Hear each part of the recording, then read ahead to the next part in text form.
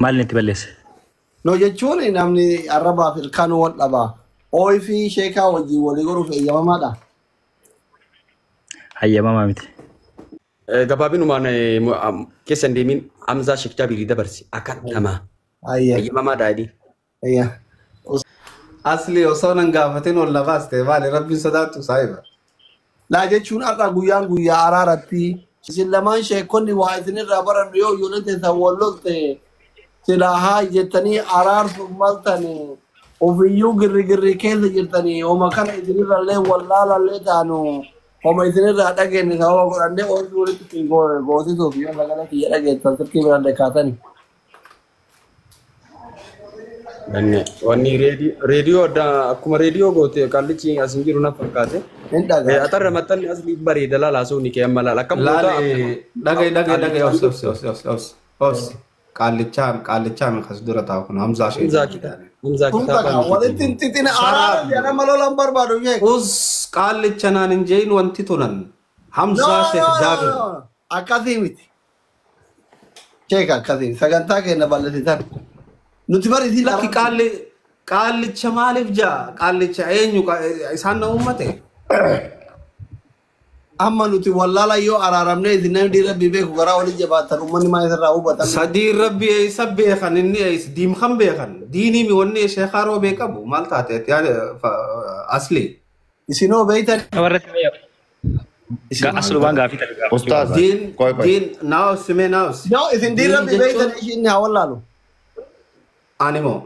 Ani baramma wanni inni haasawaa jiru diinii miti. Arakiyyaan sitti haasawachaa jiru okkee.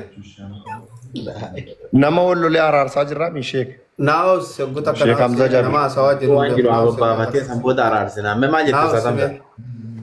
Ani jarri kun ajjeefamuu qaban ogaaju maallaqa ayyoo guddoo isaatiin nyaadhee na ajjeesan. Eenyu ta'een na ajjeesanni? Maanuyyuu namni kaabaa rabbii diiguu asli jennaan himan dhiifne rabbii jecha walii dhiisuun hin jiru obbolummaan hin jiru. Hundiini siin gaafadha hundiini maati nama kaabaa rabbii diiguu kana ajjeesaa jechuun diini. Isa itti dhiiseef rabbi isaa diinirra amma asli nuti diinirra walii aarre naaf ishee kaaroobe. Diinirra nu aarse inni. Maa irra wal loltaniti? Maalirra wal lolle isumaa gabbehee ajjeesaa jarri kun du'uu qaban dhabamuu qaban jedhu dhageenye malee.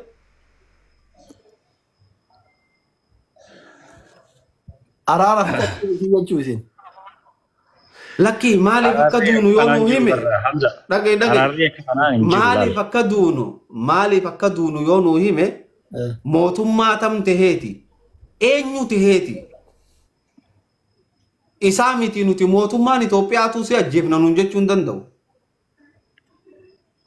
Dr. Abiy Ahmed lafaa keessiin ajjeesee jechuu hin danda'u.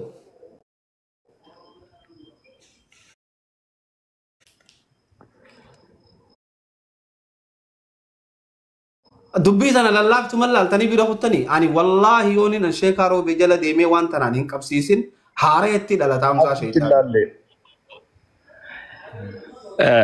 Du'a jechuun tun menaafsi murtii asli du'a jechuun tun maal isiniif fakkaate sa geema taphatanii du'anii kaan isiniif fakkaate. Du'a jechuun tamaachiin kutan sani tama awwaalaman sani. Duba inni eenyu taheeti eenyu mataa eenyuutii isaa kanne kana jechuu kana. Fachuufi barisa sin gaafachuufi ree ustaaz. Kana gaafa dhume kana gaafa. Kanaaf si waamne. Asli yaada agannannu. Tokkoffaa kan duuf golu Hamzaan ni dhufee inni araaramee Aleeks illee dhufee himatee waan himatu asli illee himatamee karaa nagaatiin dhumate. Akka jiru araaraame malee walitti aadachuun lolaa fi miti xiqqoo naamusa manaa eeyine akkasitti aaduu jechuu barbaade. Yoo dhaaduu ta'e namni martuun dhaadata. Akkas jedhaan gaafadhaa fi waan inni jedhu san karaa nagaati walaa gaafadhu jechuu barbaade. Waan jettan karaa nagaatiin gaafanna bar yaa uummata kiyya jaarri kun du'uu qaba jedhanii haddiin du'a kiyyaa maali murtiin du'aan akka kenname maali osoo jettanii bar silaa isheen illee utaaleen harkaan bu'u gadi. Takkaffaa. Dhugaatee sana jala isa gaafachuu barruuti Hamzaa Sheek Jaabir. Laal nama badii balleesse. Naagalee ture bar. Ani nama tokkotti illee dhaaddachuuf as ta'an jiru. Sigalee yoo akka badduutti na fahamtan isa gartee biyya san keessa taa'ee dhaadatu maaliif dhaadateen jechaa jira malee Walid addachuuf naamusa mana keessanillee balleessuuf miti. Yooni fi naamusa balleessaa jiraadhe isinirraan gabbu rakkoon qabu balleessa qi. Jara kiyya wanni Hamzaa bute wanni Hamzaa kee Jaabir bute biran jiru miti ree inni kaameraa biran jiru mi jechuma tokkicha qaalicha jee san osoo inni nu gaafiin deebisin isa bute malee Hamzaallee gaduma taa'ee seeraan nu deebisuu deematee waan osoo nuti dubbiin barini jechi qaalicha jee hanga soma baqa. Nageenya deema. Ane laala asli khiyya mana keessanillee jeequun dhufne mana nutti hin jeeqin akka waan jettaniif dhiifama yoon isinirraa jeeq. Sheekaa Roobee dubbii caafii qaalicha Mana jeeqee dhiifama isin gaafa. Hamzaanii akkuma reef dura isiniin jedhee Ustaad Hamzaallee akkuma keessan nama baay'ee walitti dhiyaannuni deeffatanii jiranii miira keessa galan keessaa bayanii kottaa deebi'a. Deebi'a Sheekaa Roobee wal jedhiyatan galchee abdii barbaade. Wanni immoo sheekni roobee qaallicha jedhanii hamaaf natti hin fakkaatu. Namtichi yookaan akkuma gurbaan sun yookaan namni sun jechuu yaadan malee hamaadhaaf waan jedhan natti hin fakkaatu illee. Silkii biran jiran jechuu yaadan natti fakkaata ilaalcha kiyya kun. Kursii tolfata. Moo waan hafe immoo waan hafe immoo inni mattuu meen dhaggeeffanna. Sheekaa Roobee haa dhufan. Ani mee gaafii takka isin gaafadhu isin maqaa kiyyoolee amnaanumaan ol seene.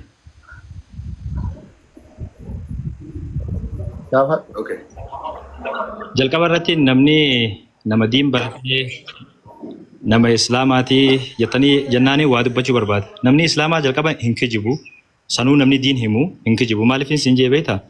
Ani amma ol deebisaa gaafamumaan gaafachuudha ol seene. Tokkoffaratti rabbiin diin baratan akka ittiin kijiban yookaan akka ittiin namoonni godhaniif himi. Waan eeyyamamaan ta'iniif waan isaanii asitti dubbachuun ullee isin eeyyamu. Sheekaa Roobee wajjin araaramuuf eeyyamamaadha jennaan eeyyamamaa miti jedha. Eeyyamamaa miti garuu kijiba isaatiin dubbachuu dhufe maaliif murtii guutuu anaati isiisuuf. Eenyu inni maal arrabsuu hin dandeettu eeyyamamaa eegalu. Araara yoo eeyyamamaa ta'e maaliif waan kana kijibdan jennee qabna. Araaraaf eeyyamamaa yoo hin ta'in gaarii isaanis hamaa isaanis dubbachuu manni murtii federaalawaa galmee Sheekaa Roobee. Allaqee daqqaqee. Ayyama hin fudhannu araara yoo hin ta'in arraba hin fudhannu kanuma. Yoo ayyamamaa taate araaramuuf no problem. Waan feete dubbattee kaatee ooyifii goote. Yoo araaramuuf hin ta'in federaalawaa galmee keessan. Roobee yoo ifilleetti fiimurra yoo balleetti. Araara dura nama san kijiba isaa itti himtee dhugaan dubbatamtee namni araarama malee akkasitti miti. Dura eeyyamamaa ta'uudha.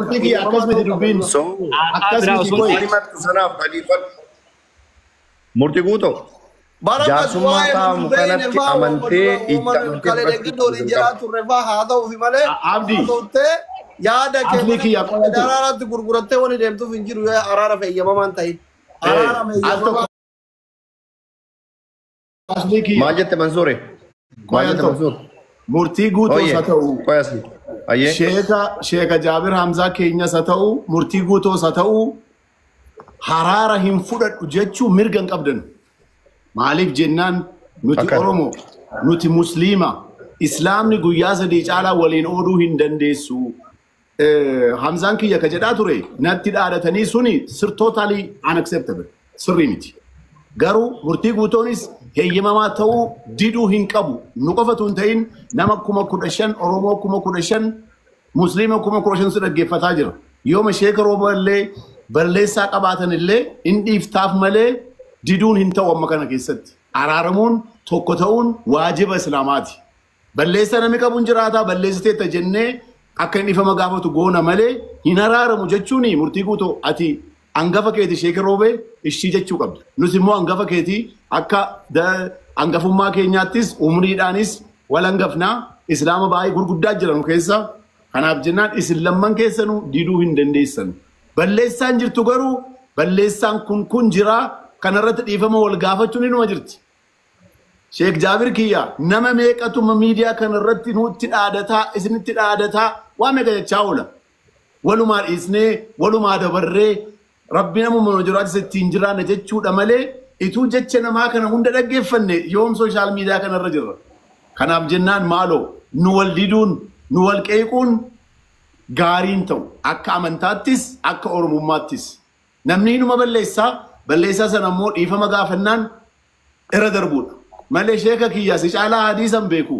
Guyyaa afur caalaa waliin oduun hin taatu isinuma nutti himaa beekan guyyaa sadii caalaa. Kanaaf jennaan kanaan ilaalamtu isa jedhuun murtii kiyya. Sheekharoo be Jamiila itti deewwali deebisi kalaaf.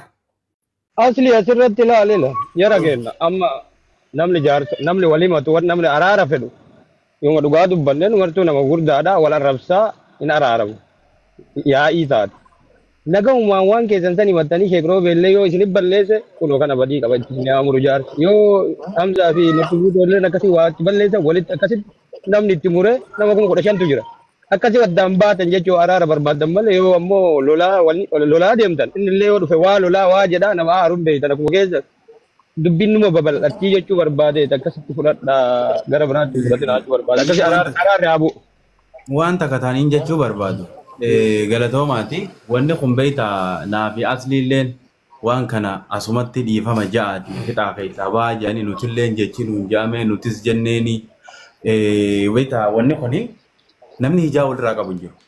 Namni hundinuu nama muslimaa obboleessa kiyya kan muslimaa ta'ee wanni akkanaa jibbamaan irraa bahuun gaarii jee duubaa wal qomatee waa walirraa jibbee waan san walitti dubbateeti malee waa walirraa jibbe san har'aan tana as fuula dura wal taa'ee araaramaaf hayyamamaa ta'ee nuti hundinuu Oromoodhaa obbolaadhaa muslimaa likki ija walitti himee bakka kanatti ati dogongortee jee walitti himee manguddoo as jiru kun hundinuu itti muree addaan gallaa jira.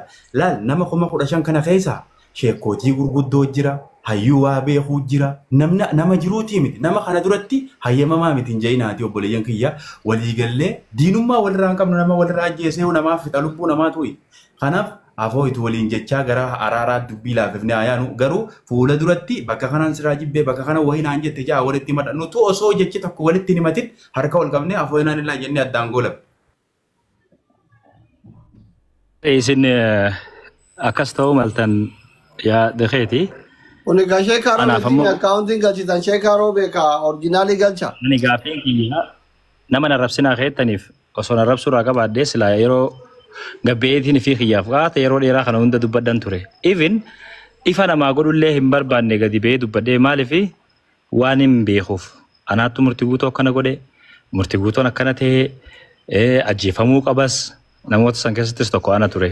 Haniin egaan manidhaa sanii bees egaa waan dila san boodallee caal deebita kan kanneen amma isin asitti wanneen gaafachuu barbaadee araara dura namni maal irraa kaatee itti aarte yoom immoo kijibni amma reefun tanaan arkee ol seene keessaan itti ergee keessaan itti barreessee mee guyyaa takka teekistuma haay jettu takka yoo inni naa fi inni walii barreessinee jiraate tanuman tokkoffarratti gaafachuu barbaada fagoo miti tokkoffarratti na dhaggeeffadhu talamaffaadhaa araarri sobaa immoo hin barbaachisu akkasii dhugaa dubbatanii nama walitti araarsan yoo ta'e eesun sirri ammoo namni kun jalqabarraa kaasee kijibee narratti nama baay'ee weeraa nama tokko sobaan maqaa balleessee maqaa isaa faalee ooleen bulchu wanta inni nama safareen deebisee safaruuf kanallee hin jenneenan maaliin jechuu isinii barbaada ani naafi nama kana jidduu jechi afaanii hin jiru wal dhabbiin hin jiru wanni wali kanneen fuulirraa fuune hin jiru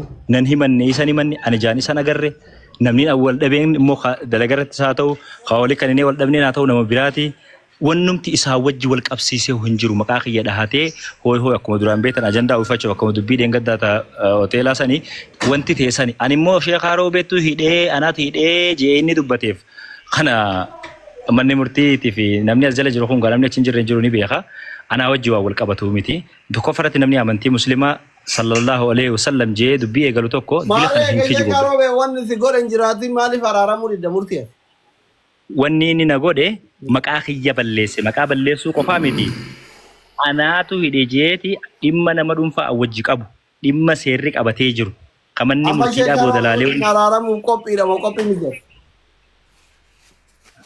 araara sobaa araaramuuf qophii miti bakka eegasuu gaafa inni si bira jiru wala dubbatta malee bakka abbaan jiratti abbaan hamachiisu manni murtii kuni gareen gara yaadatti yaa dhugaa keeti mana wanni ol seenee fi akkasuma gaafachuuf ture eegan jiraatin illee rakkoon qabu ammoo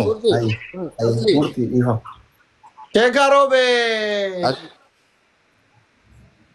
La cosa abona ni makai zati jijirate. لا لي ما تك دبلو جرى خنيا دي أصلي إنت بالبلين نفنا ديبس إنت بالبلين نفشي لك بالبلين وما أبدي دابو أبدي خنيا قتك كني وانت كن دبل داب لا لي أيه program خنا بيتاني مال رتك ونداي كوباي إسني تبيخا أنا مبيخ يقاله أنا مو رفي منا خيسن أشرع سيا مني جنان لايفين بندي تاو شوفيتين مالف نيا مني مالف نبربادني جه رفي هوغان رفي أولسينو هاسو تجرتن هاسو غرتي أتي هاسو يتخي